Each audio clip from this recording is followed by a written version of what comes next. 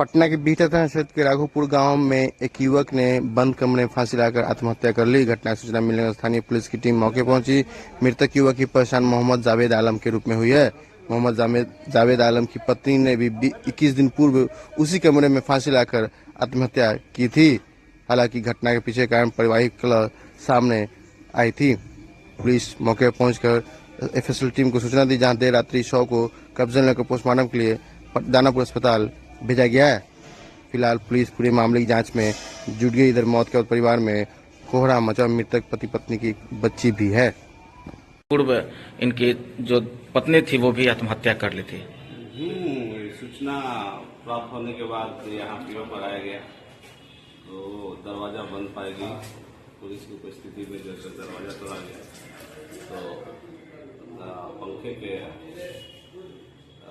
पंखे के सहारे से जो रस्सी लगा कर